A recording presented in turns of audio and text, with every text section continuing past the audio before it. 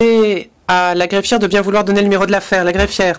Bonjour, Monsieur le Président, Messieurs les juges. Affaire IT 98-29A. Le procureur contre Stanislav Galić. Le Président, merci.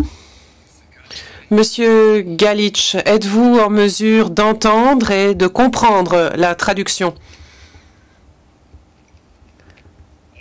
Monsieur Galić, bonjour, Monsieur le Président, Messieurs les juges. Oui, je suis en mesure d'entendre très distinctement et de comprendre la traduction. Le Président, merci. Je vais maintenant demander aux parties de se présenter, à commencer par la défense. La défense, bonjour, Monsieur le Président, Messieurs les juges. Monsieur Stanislav Galić est représenté aujourd'hui par moi-même, Mara Pilipovic, Stéphane Piletazana et notre assistant Alexander Momirov. Merci. Le Président, merci. Et maintenant pour l'accusation. L'accusation, bonjour Monsieur le Président, Messieurs les juges, Helen Brady. Je représente l'accusation aujourd'hui avec Michel Jarvis et Anna Kotseva. Merci. Le Président, merci. Ainsi que l'a annoncé le greffier, c'est à l'affaire le procureur contre Stanislav Galić qu'est consacrée la présente audience. Comme indiqué dans l'ordonnance portant calendrier du 16 novembre 2006, la Chambre d'appel est réunie aujourd'hui pour rendre son arrêt en l'espèce. Conformément à l'usage du tribunal international, je ne donnerai pas lecture du texte de l'arrêt, à l'exception de son dispositif. Je rappellerai les questions soulevées dans le cadre de la procédure d'appel ainsi que les conclusions de la Chambre d'appel. Je tiens à souligner que le résumé qui suit ne fait pas partie intégrante de l'arrêt. Seul fait autorité l'exposé des conclusions et motifs de la Chambre d'appel que l'on trouve dans le texte écrit de l'arrêt, dont des copies seront mises à la disposition des parties et du public à l'issue de l'audience. La présente affaire concerne les événements qui ont eu lieu dans la ville de Sarajevo, en Bosnie-Herzégovine, du 10 septembre 1992 au 10 août 1994. Pendant cette période, Stanislav Galić commandait en droit le corps Romania de Sarajevo.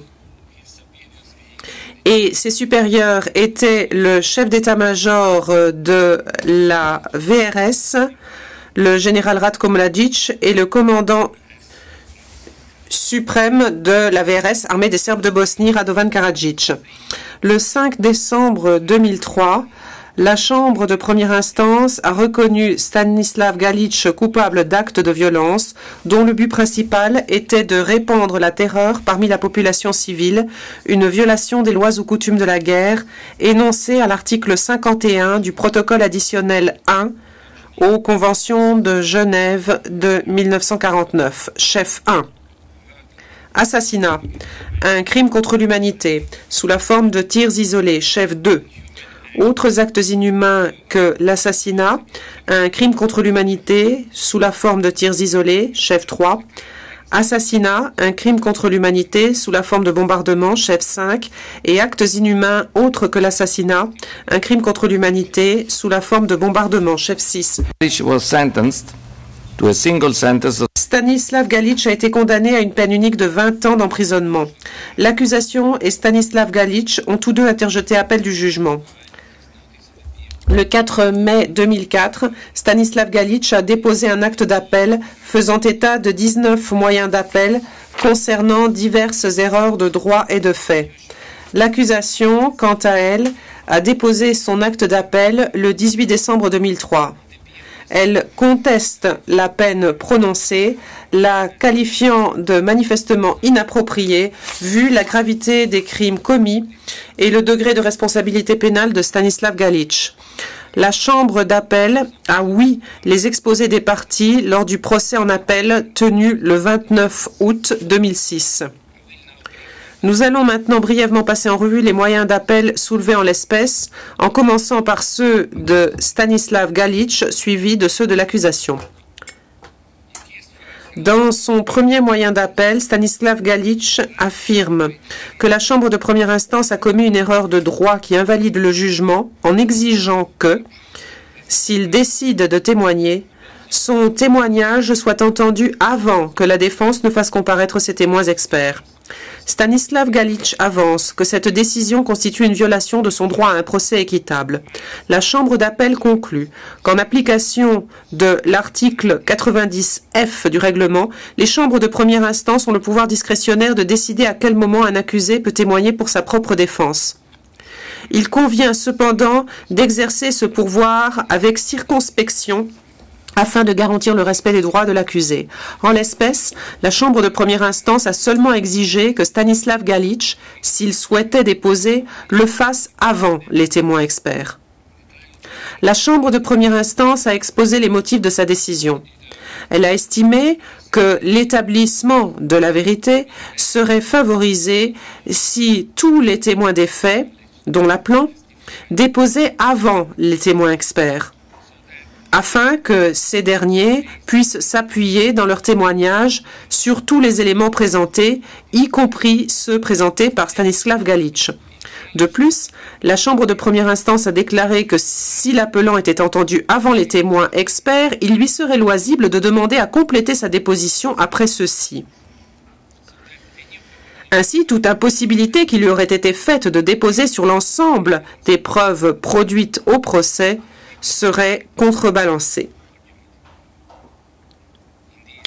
Ceci étant, la Chambre d'appel n'est pas convaincue que les conditions dont la Chambre de première instance a ressorti le droit de Stanislav Galić de déposer pour sa propre défense constituaient une entrave déraisonnable à son droit de témoigner et portaient par la même atteinte à son droit à un procès équitable. En conséquence, le premier moyen d'appel de Stanislav Galić est rejeté. Dans son second moyen d'appel, Stanislav Galić conteste l'équité de la procédure suivie par le tribunal international pour statuer sur les demandes de dessaisissement des juges. La procédure de dessaisissement est régie par l'article 15b du règlement. À l'époque de la procédure d'appel, celui-ci prévoyait que toute demande de dessaisissement devait être renvoyée au président de la Chambre de première instance afin qu'il confère avec le juge concerné. Après la dite consultation, il appartenait au président de la Chambre, en application de l'article 15b, de décider s'il convenait de saisir le bureau. Même si le président de la Chambre décidait qu'il n'y avait pas lieu de le faire, le président du tribunal était tenu de renvoyer la question devant le bureau en cas de contestation par l'accusé de la décision du président de la Chambre. S'il est vrai que ni les décisions rendues par le président de la Chambre en application de l'article 15b du règlement, ni celles du bureau ne peuvent faire l'objet d'un appel interlocutoire, la Chambre d'appel constate néanmoins que lorsqu'il était saisi d'une requête aux fins de dessaisissement, le bureau procédait à un nouvel examen de ses écritures. Partant, même si une décision rendue en application de l'article 15b du règlement ne peut faire l'objet d'un appel interlocutoire, dans la pratique, le bureau offrait une deuxième possibilité aux accusés de voir leurs arguments en faveur du dessaisissement examinés à nouveau dans leur intégralité par un collège indépendant de juges. De surcroît, le fait qu'une décision relative au dessaisissement ne puisse faire l'objet d'un appel en première instance ne signifie pas forcément que l'impartialité du juge ne puisse être examinée au stade de la procédure d'appel. La Chambre d'appel conclut par conséquent que l'absence d'appel interlocutoire d'une décision relative au dessaisissement d'un juge rendu en application de l'article 15b du règlement ne constitue pas une violation du droit de l'accusé à un procès équitable. Dans ce moyen d'appel, Stanislav Galić fait également valoir que l'impartialité et l'apparence d'impartialité du juge Horry, le président de la Chambre de première instance, étaient compromises puisque celui-ci avait confirmé un acte d'accusation établi contre Ratko Mladic. La Chambre d'appel juge sans fondement les affirmations de l'appelant concernant le manque d'impartialité du juge Horry. Le deuxième moyen d'appel de Stanislav Galić est donc rejeté. Dans son troisième moyen d'appel, Stanislav Galić avance que la Chambre de première instance a commis une erreur de droit en estimant, dans sa décision relative au transport de la Chambre de première instance, datée du 4 février 2003, qu'il n'était pas utile de se rendre à Sarajevo pour visiter les lieux des crimes allégués. Les décisions de gestion, et notamment celle de procéder ou non à un transport sur les lieux, sont laissées à l'appréciation de la Chambre de première instance. La Chambre d'appel a donc entrepris de déterminer si la Chambre de première instance avait abusé de son pouvoir discrétionnaire en concluant que le rejet de la requête aux fins de transport de Stanislav Galić n'affectait aucun des droits de ce dernier, pas plus qu'il n'affectait la capacité de la Chambre à juger l'espèce. Au vu des arguments présentés par l'appelant dans son mémoire et lors du procès en appel, la Chambre d'appel conclut que Stanislav Galić n'a pas démontré que la Chambre de première instance avait abusé de son pouvoir discrétionnaire en rejetant sa requête. Le troisième moyen d'appel de Stanislav Galić est rejeté. Nous allons maintenant examiner les troisième, quatrième et 11e moyens d'appel de Stanislav Galić.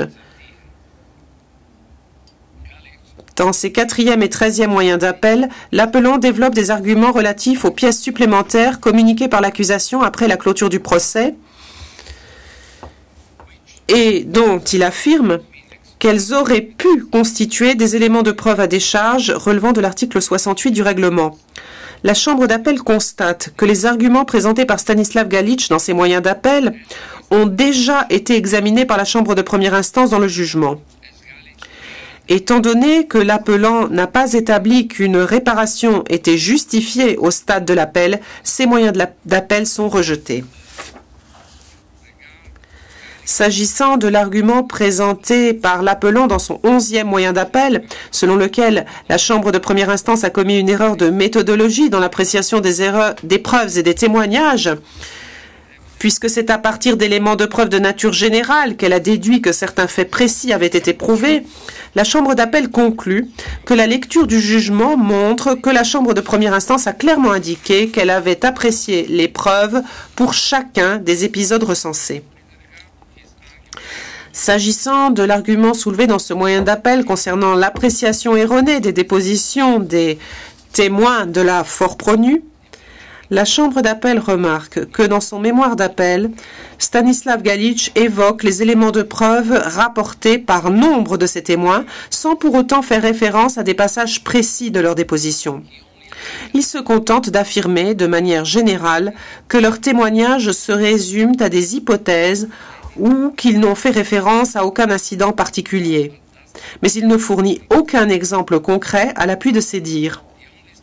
La seule référence précise se trouve dans le mémoire en réplique de la défense, dans lequel l'appelant présente la déposition du témoin Harding comme symptomatique de l'ambiguïté des preuves rapportées par ces témoins. Cependant, l'appelant ne met en évidence aucune constatation qui serait mise à mal par l'absence de la déposition du témoin Harding.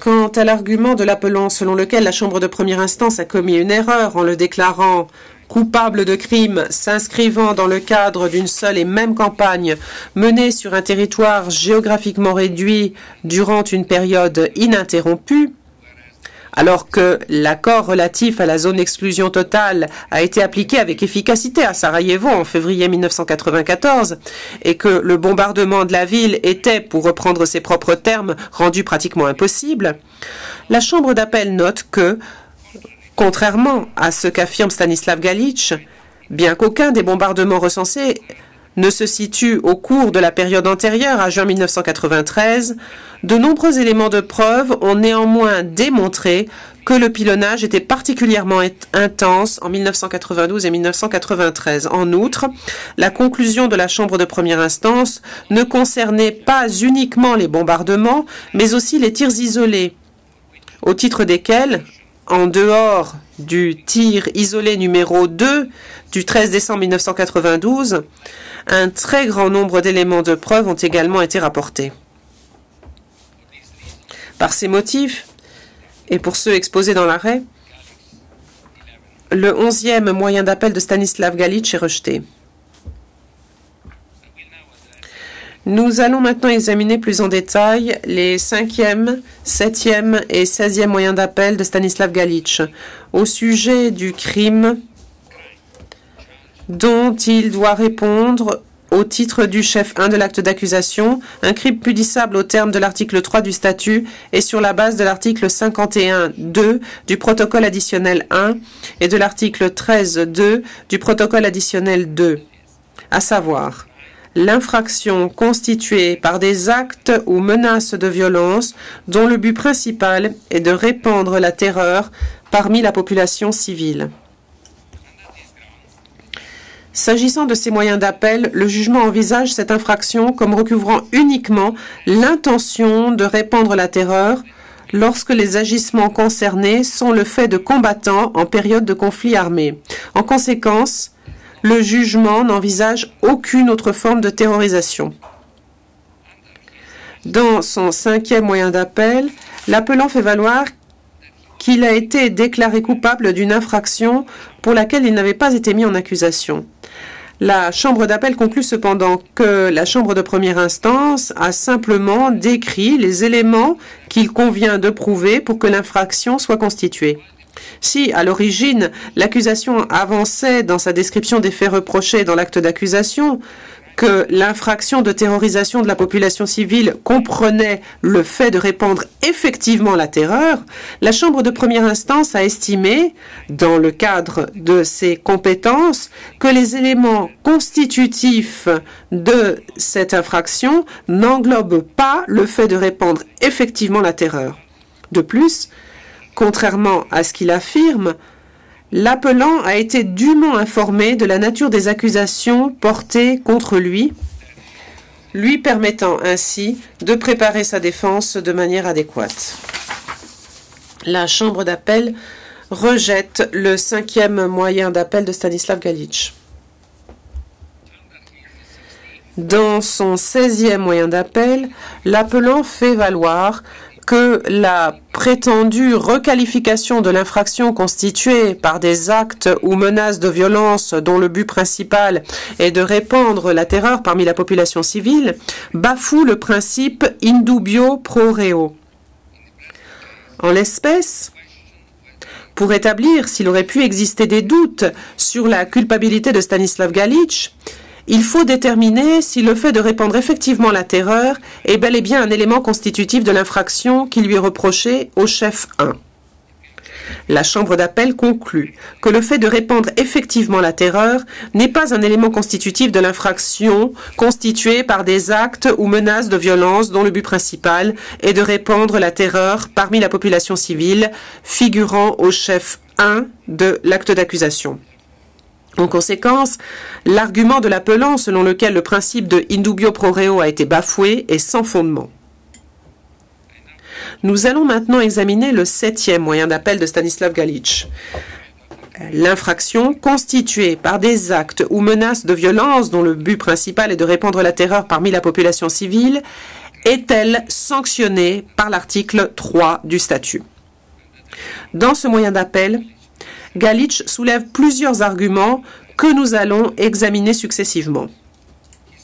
Au titre de son premier argument, il affirme que la Chambre de première instance s'est trompée en estimant le droit conventionnel suffisant pour établir la compétence du tribunal international, qui ne peut connaître que des infractions relevant du droit international coutumier. À ce sujet, la Chambre d'appel rappelle que lorsqu'il a été saisi pour la première fois de la question de la portée de sa compétence rationnée matérielle, dans l'arrêt Tadić relatif à la compétence du 2 octobre 1995, le tribunal international a interprété son mandat comme s'appliquant non seulement aux violations du droit international humanitaire fondées sur le droit international coutumier, mais aussi aux infractions aux accords internationaux conclus par les parties belligérantes. La Chambre d'appel note cependant également que si le droit conventionnel constitue le fondement de la compétence du tribunal international, une analyse de sa jurisprudence démontre que les juges ont systématiquement fait en sorte de s'assurer que les crimes allégués dans les actes d'accusation dont ils sont saisis constituaient des infractions sanctionnées par le droit international coutumier au moment où ils ont été perpétrés et étaient suffisamment définis dans ce corpus de droit. L'argument de l'appelant sur ce point est donc rejeté. Au titre du second argument de son 7e moyen d'appel, l'appelant avance que l'accord du 22 mai 1992 n'avait aucun caractère contraignant pour les parties. La Chambre d'appel ne juge pas utile d'examiner cet argument, étant donné qu'elle est convaincue que l'interdiction de la terrorisation de la population civile, consacrée par l'article 51.2 du protocole additionnel 1 et l'article 13.2 du protocole additionnel 2, constituait une règle du droit international coutumier depuis le moment où elle a été inscrite dans ces deux traités. En ce qui concerne l'interdiction de la terrorisation de la population civile dans le droit international coutumier, la Chambre d'appel confirme la conclusion de la Chambre de première instance selon laquelle l'interdiction de répandre la terreur, telle qu'elle figure dans les deuxièmes phrases de l'article 51.2 du protocole additionnel 1 et de l'article 13.2 du protocole additionnel 2, constitue une interdiction particulière qui entre dans le cadre de l'interdiction générale coutumière des attaques contre des civils. Les principes sous-tendant l'interdiction des attaques contre les civils, à savoir la distinction et la protection, sont présents de longue date dans le droit international humanitaire, dont ils forment incontestablement la pierre angulaire et constituent également des principes intangibles du droit international coutumier. Conformément à la jurisprudence de la Chambre d'appel, l'interdiction conventionnelle des attaques contre les civils, inscrite à l'article 51 du protocole additionnel 1 et à l'article 13 du protocole additionnel 2, constitue une règle du droit international coutumier. En ce qui concerne la criminalisation de l'interdiction de la terrorisation de la population civile, la Chambre d'appel conclut à la majorité, le juge Schomburg étant en désaccord, que le droit international coutumier imposait la mise en cause de la responsabilité pénale individuelle de l'appelant pour violation de l'interdiction des actes consistant à répandre la terreur parmi la population civile consacrée par l'article 51.2 du protocole additionnel 1 et l'article 13.2 du protocole additionnel 2, et ceci au moins à partir du début de la période visée à l'acte d'accusation. Nous allons maintenant nous pencher sur les éléments constitutifs de l'infraction constituée par des actes ou menaces de violence dont le but principal est de répandre la terreur parmi la population civile. Ayant conclu que l'interdiction des actes consistant à répandre la terreur parmi la population civile édictée dans les protocoles additionnels était déclarative des principes du droit international coutumier, la Chambre d'appel a fondé son analyse des éléments constitutifs de l'infraction visée au chef 1 sur la définition qu'on trouve dans ces textes, à savoir, je cite, « actes ou menaces de violence dont le but principal est de répandre la terreur parmi la population civile ». Fin de citation. Sur cette base, la Chambre d'appel conclut ce qui suit. S'agissant de l'élément matériel, la Chambre d'appel conclut que l'infraction constituée par des actes ou menaces de violence dont le but principal est de répandre la terreur parmi la population civile peut englober des attaques ou des menaces d'attaque contre la population civile. Ces actes ou ces menaces ne se limitent pas cependant à des actes directs, à des attaques directes menées contre les civils ou à des menaces dans ce sens, mais peuvent inclure des attaques indiscriminées ou disproportionnées ou des menaces dans ce sens. La nature des actes ou menaces de violence, dont le but principal est de répandre la terreur parmi la population civile, peut varier. L'essentiel est que ces actes ou menaces de violence aient été commis avec l'intention spécifique de répandre la terreur parmi la population civile. De plus, l'infraction constituée par des actes ou menaces de violence dont le but principal est de répandre la terreur parmi la population civile ne correspond pas au cas de figure d'un engin explosif actionné hors du cadre d'une attaque militaire. Il s'agit plutôt, pour reprendre la formulation de l'acte d'accusation, de traumatisme et de troubles psychologiques graves causés par des attaques destinées à maintenir les habitants dans un état de terreur constant. Ces traumatismes et ces troubles psychologiques graves font partie des actes ou menaces de violence. S'agissant de l'élément moral et de la condition de résultat, la Chambre d'appel, se fondant sur le libellé sans équivoque de l'article 51.2 du protocole additionnel 1, de même que sur son objectif et sa finalité, ainsi que sur les travaux préparatoires du protocole additionnel 1, conclut que le fait de terroriser effectivement la population civile n'est pas un élément constitutif de l'infraction. L'élément moral de l'infraction, constitué par des actes ou menaces de violence dont le but principal est de répandre la terreur parmi la population civile, est l'intention spécifique de répandre la terreur parmi la population civile. En outre, la Chambre d'appel conclut qu'une simple lecture de l'article 51.2 tend à indiquer que l'objectif des actes illicites ou des menaces de commettre ces actes illicites n'est pas nécessairement unique. Le fait qu'il ait pu exister d'autres objectifs que celui de répandre la terreur parmi la population civile n'a pas pour conséquence de réfuter cette accusation, du moment que l'intention de répandre la terreur parmi la population civile était l'un des principaux objectifs recherchés. Cette intention peut être déduite des circonstances, des actes ou des menaces, c'est-à-dire de leur nature, modalité, chronologie et durée.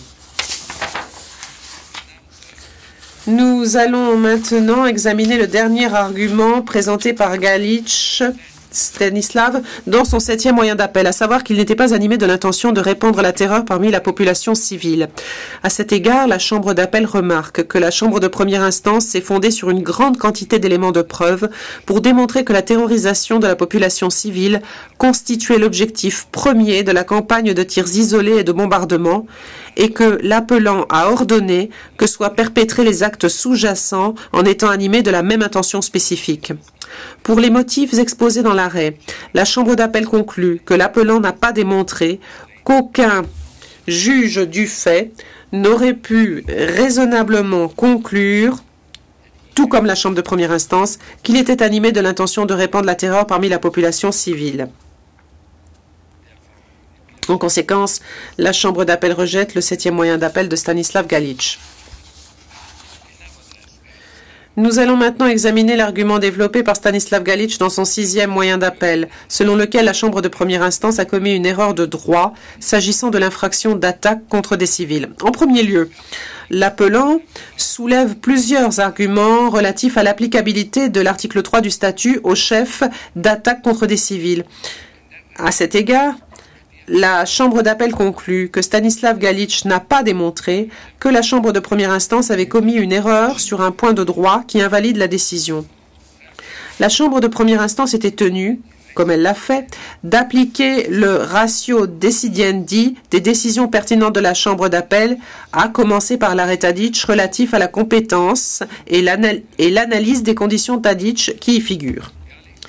L'appelant ne présente aucun nouvel argument expliquant pourquoi il serait dans l'intérêt de la justice pour la Chambre d'appel de déroger à son interprétation de l'article 3 du statut.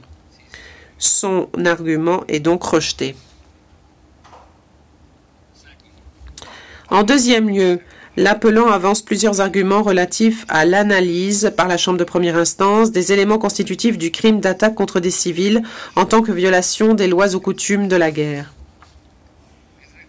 S'agissant de l'affirmation de Stanislav Galić, selon laquelle la Chambre de première instance est fourvoyée en concluant que la prise pour cible de civils ne saurait être justifiée par la nécessité militaire, la Chambre d'appel a, par le passé, souligné que le fait de prendre des civils pour cible est absolument prohibé en droit international coutumier et qu'il ne saurait être dérogé à l'interdiction des attaques contre des civils et des biens de caractère civil en raison de nécessités militaires. L'argument de Stanislav Galić est dès lors rejeté. S'agissant de l'affirmation de l'appelant selon laquelle la Chambre de première instance a commis une erreur de droit en estimant que les attaques indiscriminées, c'est-à-dire les attaques frappant indistinctement des personnes civiles ou des biens de caractère civil et des objectifs militaires, peuvent être qualifiées d'attaques directes contre des civils, la Chambre d'appel note que la Chambre de première instance n'a pas jugé que de telles attaques constituent toujours des attaques directes, mais qu'elles peuvent être qualifiées de telles. La Chambre d'appel conclut que, loin d'amalgamer les deux infractions, la Chambre de première instance, dans la conclusion contestée, soutient l'idée selon laquelle une attaque directe peut être déduite du caractère indiscriminé de l'arme employée. En principe, la Chambre de première instance était en droit de décider, au cas par cas, que le caractère indiscriminé d'une attaque peut lui permettre de déterminer si l'attaque était dirigée contre la population civile. L'argument de l'appelant est dès lors rejeté. S'agissant de l'argument de Stanislav Galić, selon lequel la Chambre de première instance a commis une erreur de droit, en jugeant que certaines attaques apparemment disproportionnées peuvent laisser supposer que des civils étaient effectivement visés, la Chambre d'appel observe que la Chambre de première instance a clairement déclaré que cette appréciation devait se faire au cas par cas à la lumière des éléments de preuve disponibles. La conclusion de la Chambre de première instance selon laquelle des attaques disproportionnées peuvent laisser supposer qu'il s'agit d'attaques directes contre des civils était donc une prise en compte justifiée de l'impact des constatations factuelles et pas un amalgame d'infractions différentes. La Chambre de première instance a clairement indiqué qu'elle se limitait aux attaques contre les civils relevant de l'article 51.2 du protocole additionnel 1, qui envisage uniquement les attaques directes contre la population civile. La définition de l'infraction qu'elle a adoptée est tout aussi claire. Il n'est fait aucune mention d'attaques indiscriminées ou disproportionnées pour fonder la déclaration de culpabilité. En conséquence, cette branche du moyen d'appel de Stanislav Galić est rejetée. Pour ce qui est de l'argument de l'appelant, selon lequel la Chambre de première instance a mal interprété le droit quand elle a jugé que la présence au sein de la population civile de combattants isolés ne change rien à son caractère civil, la Chambre d'appel conclut que la jurisprudence du tribunal international à cet égard est claire. La présence au sein de la population attaquée de combattants isolés ne change pas nécessairement le fait que le caractère de la population reste fondamentalement civil dans une perspective juridique. S'il peut sembler que la Chambre de première instance a appliqué un critère plus strict que celui établi par la jurisprudence du tribunal international, elle a reconnu les nuances de sa position dans les références figurant en note de bas de page. La Chambre d'appel conclut en conséquence que la Chambre de première instance a correctement interprété le droit en reconnaissant les considérations évolutives à prendre en compte pour déterminer le caractère d'une population donnée. L'argument de l'appelant est donc rejeté. Enfin, s'agissant de l'argument de l'appelant, selon lequel la Chambre de première instance a commis une erreur de droit en incluant en tant qu'élément subjectif de l'infraction d'attaque contre les civils le concept de l'imprudence ou une autre attitude de l'individu commettant l'acte ou toute autre chose que la volonté d'entraîner la conséquence effective, la Chambre d'appel note que, dans son examen de l'élément moral de l'infraction concernée, la Chambre de première instance a conclu que l'auteur devait entreprendre l'attaque intentionnellement. La Chambre de première instance s'est appuyée sur le commentaire du CICR de l'article 85 du protocole additionnel 1, qui définit l'intention au regard de l'article 51.2 et fait clairement la distinction entre le dol éventuel, soit l'attitude d'un auteur qui, sans être certain de la survenance du résultat, l'accepte au cas où il se produirait, et l'imprudence. Imprudence qui correspond au cas d'un individu qui agit sans se rendre compte de son acte ou de ses conséquences.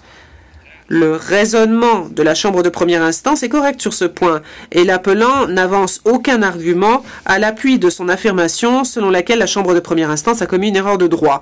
Partant, dans la mesure où l'appelant attaque cette conclusion précise, son argumentation est sans fondement et donc rejetée. Le sixième moyen d'appel de Stanislav Galić est donc rejeté.